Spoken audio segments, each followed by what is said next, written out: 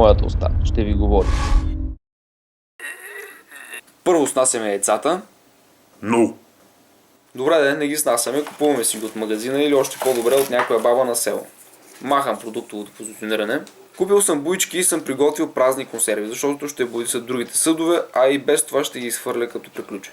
Напълнил съм тенджерата с хладка вода, сложил съм и парцал, за да предпази яйцата от удари в дъното им. Слагам сол, слагам и малко оцет,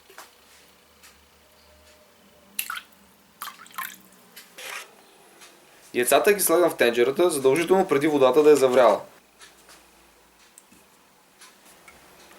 Но тенджерата ми е много голяма и я сменям с по-малка, за да може яйцата да са плътно едно до друго, за да не се удрят помежду си, когато врят. Пускам котлона, но не на най-високата степен, в случая на 4. Сега дали е заврял, дали не е заврял. Тук някакви балончета има. Дали да пръкна? Не. Няма да е добра идея. Значи завряло е. Щом те почва да се появяват на курчетата, е завряло. Сега измерваме колко е часа.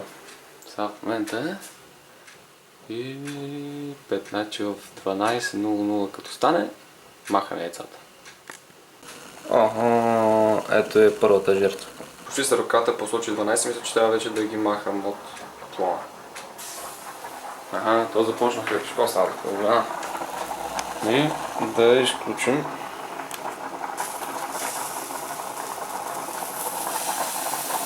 Тихо. Тихо. Пари бе. За тази цел трябва да извадим. Не си такова смръсно.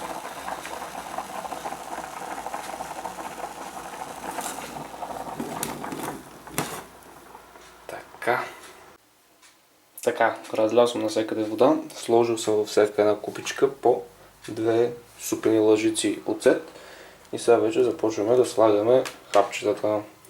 Червено слагаме, зелено слагаме, жълто слагаме, синьо слагаме, нещо да гледам, синьо слагаме, лилаво слагаме. За тебе оранжевото няма да имаме оранжеви яйца. Взимаме първото яйце и май не е счупено. Нали? Какво беше първото яйце? Винаги трябва да бъде жълто. Червено трябва да бъде, бе. Знам аз. Пускаме в червената вода. Хоп! Следващото яйце.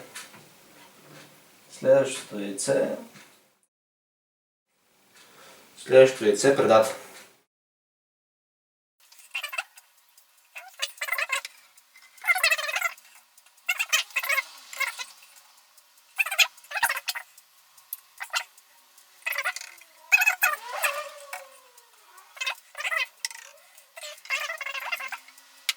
Тук изчакай малко и изчакам хубаво да хване боята.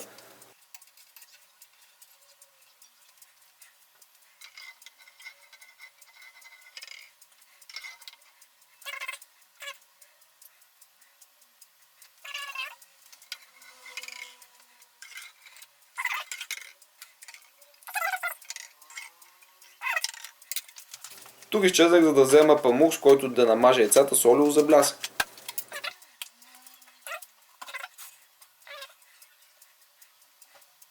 Ето и първото червено яйце е готово, то отива по средата.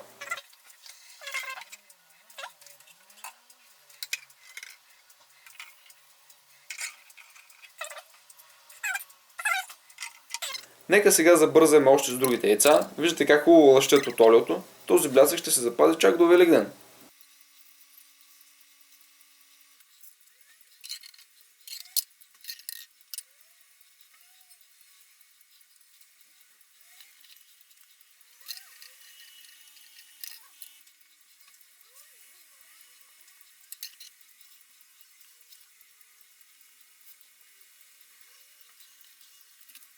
След около 30-40 минути яйцата са ми готови. Буйди са ми и добре сварени. Ето ги. Те бяха 10 в тенджерата, но 2 се счупиха. Какво да се прави? Следващия ми клип ще бъде много скоро. Абонирайте се и весели празници!